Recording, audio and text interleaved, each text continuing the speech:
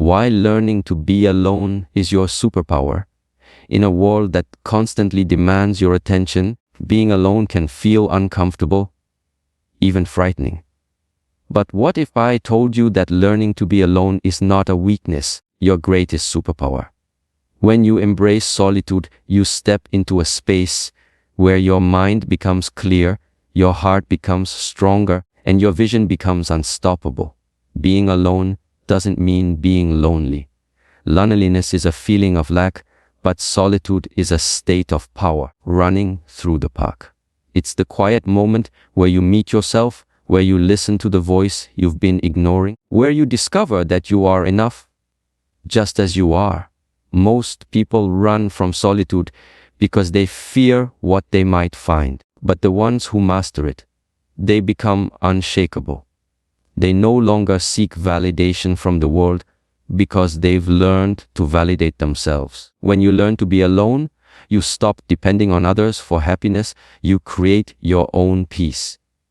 You become the source of your own energy. You no longer get lost in the noise of the world because you have built a home within yourself. So, if life has placed you in a season of solitude, don't fight it. Don't see it as punishment, see it as preparation. This is the time to grow, to heal, to become the person who can stand tall in any storm. Remember, the strongest people are not those who are always surrounded by a crowd, but those who can stand alone and still shine. Learn to love your own company, and you'll never truly be alone again. K points: solitude builds inner strength. Time alone teaches you to rely on your own mind and heart. Freedom from external validation. You stop needing constant approval and learn to trust yourself. Clarity of mind without distractions. Your thoughts become sharper and more focused. Emotional independence. You no longer depend on others to make you feel whole. Self-discovery. Alone time reveals your true passions, values, and identity. Resilience in life's storms. You learn to face challenges without fear of isolation. Peace becomes your default. Solitude teaches you how to create calm from within. When you choose to spend time alone, not as an escape from life, but as an intentional act, something powerful happens inside you. You begin to train your mind and heart to stand on their own. Most people rely on others for strength without even realizing it. They lean on friends for confidence, on family for comfort, and on relationships for security. But when those external supports are removed, often feel lost. Solitude forces you to meet yourself in the rawest form. It teaches you that you are capable of carrying your own weight emotionally, mentally, and spiritually. Think of it like a muscle. The more you practice being alone, the stronger your self-reliance becomes. You stop panicking when you don't have someone to lean on because you've learned that you can lean on yourself. In solitude, you also develop emotional stability. You become less reactive to life's chaos because you're no longer swayed by constant outside noise. You learn to calm yourself in moments of stress, motivate yourself when you feel low, and encourage yourself when no one else is around. This is not something you can buy or fake. It's something you forge in the quiet hours of being alone, running through the park. Inner strength also means making decisions with confidence. When you've spent enough time with your own thoughts, you stop being afraid to stand out or go against the crowd. You trust your instincts because you've had the time to truly listen to them. That is the hidden gift of solitude. It builds you into someone who cannot be easily broken, swayed, or manipulated.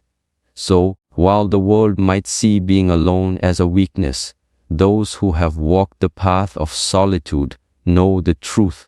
Running through the park, it is the training ground for unshakable strength, the kind of strength that stays with you for a lifetime. One of the most liberating things you gain from learning to be alone is the freedom from constantly seeking approval from others. Whether we admit it or not, most people live in a silent prison built from other people's opinions. We dress a certain way, because we want to be accepted. We speak in ways that won't offend, and we often make life decisions just to avoid criticism. When you master solitude, something shifts. You stop playing life like a performance for the crowd. When you spend time alone, you slowly learn that your worth does not come from how many likes you get, how many people cheer for you, or how many friends agree with your choices. Your worth comes from within, from knowing who you are and being at peace with it. This is an incredible kind of freedom because once you stop needing constant validation, you also stop fearing judgment. Without the pull of external approval, your decisions become purer, truer, and far more powerful. You stop chasing trends and start following your own compass. You begin to notice that the people who used to influence your every move have less power over you. Their criticism no longer stings the same way because you know they're just opinions, not truths. Also, a deep peace in realizing that not everyone has to understand you, and that's okay. Some of the greatest leaders, artists, and visionaries were misunderstood, even mocked, during their time. But they didn't stop to wait for applause. They kept moving because they were fueled by their own belief, not by the crowd's cheers. Being alone teaches you to clap for yourself, teaches you to be proud of your quiet progress even if no one else notices. And ironically, when you stop chasing validation, you start attracting genuine respect because people can sense authenticity. So solitude is not just a pause from the noise of the world running through the park. It's a declaration, I am enough even without your approval. And when you live with that mindset, you are free in a way most people will never know. When you spend time alone, away from the noise of the world, your mind begins to clear. Like a lake that settles when the wind stops. In our modern world, we are constantly bombarded with voices, social media feeds, news headlines, endless conversations, and the opinions of friends, family, and strangers. This constant input creates mental clutter, making it almost impossible to hear our own thoughts. Solitude is the antidote to this chaos. It gives you space to think without interruption, to process your emotions, and to reflect on your life without someone else's voice steering your conclusions. In that silence, you start to notice the truth. The difference between what you actually want and what you've been told to want. Clarity of mind is not just about peace, it's about direction. Imagine trying to navigate a ship in the middle of a storm, the waves, the noise running through the park, and the confusion would make it almost impossible to steer correctly. That's what life feels like when you're surrounded by constant distraction. In solitude, the storm calms. You can finally see the horizon and your path forward becomes clear. This clarity helps you make better decisions. You no longer feel pressured to rush or to please everyone. You can weigh your options, see the bigger picture, act based on reason rather than impulse. And the best part, this clarity also sharpens your intuition. You start to trust that gut feeling because you've spent enough quiet time to recognize the difference between fear, desire, and wisdom. Time alone also helps you untangle the mental knots caused by stress, anxiety, and overthinking. Thoughts that once felt overwhelming start to organize themselves. Problems that seemed impossible suddenly reveal solutions. It's not magic. It's the natural result of giving your mind the space it needs to work properly. In a world addicted to noise, your ability to create mental clarity will be your greatest advantage. Because the person who can think clearly, free from distraction, is the person who can move confidently toward their goals without being swayed by every passing opinion. One of the most transformative gifts solitude gives you is emotional independence. The ability to regulate your own feelings and maintain your peace without relying on anyone else to provide it. Most people are emotionally dependent without even realizing it. They need someone to cheer them up when they're sad, to validate them when they feel insecure, and to make them feel important when they're doubting themselves. At first glance, this might seem harmless. After all, relationships and friendships are meant to support us. When our entire emotional balance depends on the presence or approval of others, we put our happiness in someone else's hands. And the truth is, people can't always be there for you. They have their own lives, struggles, and emotions to manage. If your joy is tied to them, you risk losing yourself every time they step away. Learning to be alone teaches you to become your own emotional anchor, forces you to face your feelings directly instead of distracting yourself with constant company. You start learning how to calm yourself when you're anxious, to encourage yourself when you're discouraged, and to celebrate yourself when you achieve something, even if nobody notices. Emotional independence doesn't mean closing yourself off or becoming cold. It means you no longer need someone else to keep you stable, running through the park. It's the freedom to love others without clinging to them for survival, to enjoy relationships without fear of losing your sense of self if they end. When you cultivate emotional independence, you also become less reactive. You don't get pulled into drama as easily. You don't crumble under criticism, and you don't get overly dependent on praise. You learn to keep your emotional state steady no matter what's happening around you. Think of it like being the captain of your own ship. The waves of life will always rise and fall, but when you have emotional independence, you're the one steering. You decide when to adjust the sails, when to change direction, when to simply hold steady and ride out the storm. And here's the real beauty. Once you stop depending on others for emotional stability, your relationships actually improve. Instead of entering connections from a place of neediness, you show up from a place of wholeness. People can feel that energy, and they respect it. You no longer take from people just to feel complete. You give freely because you're already full inside. Solitude is the mirror that reveals who you truly are when the world is not watching. In the presence of others, it's easy to play roles: the friend, the partner, the employee, the entertainer.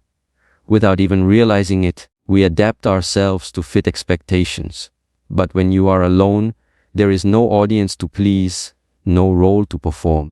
That's when your real self starts to emerge. Self-discovery in solitude isn't just about uncovering what you like or dislike. It's about peeling back the layers of conditioning that life has placed on you. The goals you thought were yours might actually belong to your parents' dreams. The opinions you hold might be echoes of society's voice, not your own. The identity you wear might be a mask built to keep you accepted. In the quiet, you begin to ask deeper questions. Who am I when no one is influencing me? What do I truly want from life? What brings me joy, peace, and meaning? These questions aren't always comfortable, but they are necessary.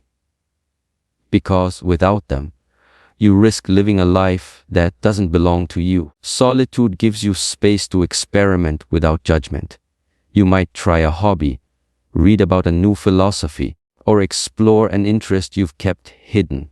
And without the pressure to explain yourself, you can dive into these experiences fully, just to see how they make you feel. In this process, you uncover passions you didn't know you had and talents you never thought you possessed. Self-discovery also means confronting your weaknesses and patterns. Alone, there's no one to blame, no one to distract you. If you tend to avoid responsibility, you'll see it. If you carry unhealed wounds, they'll surface. This can be uncomfortable, but it's also empowering because you can finally start to heal and grow from the inside out. The people who know themselves deeply are unshakable. They are less influenced by trends, less shaken by criticism, and less tempted to live someone else's story. They walk through life with a kind of quiet confidence that only comes from spending time in the company of their own soul. In a world where so many people feel lost, solitude is the map that leads you home, not to a place, but to yourself. Life will test you. It will throw unexpected challenges, heartbreaks, failures, and losses your way. And in those moments, many people crumble. Not because they are weak, but because they've never learned to stand without constant support. Built their stability on the presence of others, on routines that can change, and on circumstances that can shift overnight. Solitude teaches you something different. It teaches you to stand even when the ground beneath you shakes. When you've spent time alone, running through the park, you know what it's like to face problems without immediately reaching for someone else to fix them. You've trained yourself to think through challenges, to adapt, and to find solutions from within. This is the essence of resilience, the ability to bend without breaking, to keep moving forward even when the path is unclear. People who fear being alone often panic when life strips away their support systems. But those who have embraced solitude are not shaken in the same way. They have already learned how to be their own strength, their own comfort, own source of hope. They know that even if the world turns silent, they still have themselves. And that is enough. Resilience is not about pretending life's storms don't hurt. It's about enduring the wind and rain without letting it destroy the foundation you've built. Alone time is where you lay those bricks, one moment of self-reliance after another, so that when the storms come, you are ready. This resilience also changes how you recover from setbacks. Instead of waiting for someone to come rescue you, you take action. Of drowning in self-pity, you find lessons in the pain. Instead of being defined by what broke you, you define yourself by how you rebuild. The truth is, storms are inevitable. People will come and go. Circumstances will rise and fall. But if you've learned to find peace in solitude, no storm will ever fully break you, because you carry your shelter inside you. And that kind of resilience doesn't just help you survive life's challenges, it helps you grow stronger because of them. So, remember this: solitude is not a punishment, it's a privilege. It's the space where your inner strength is built, where you free yourself from the chains of others' approval, where your mind becomes clear, where your emotions stand on their own, where you truly discover who you are, where resilience becomes your armor, and where peace settles deep into your soul. If life has placed you in a season of being alone, don't fight it. Don't rush to escape it. Embrace it. Because the person who learns to stand alone is the person who can stand anywhere. And once you've mastered that, no storm, no loss, and no loneliness will ever have the power to break you. You will realize that being alone was never about isolation. It was about transformation. And in that transformation, you will find your greatest superpower, the unshakable strength of a soul at peace with itself,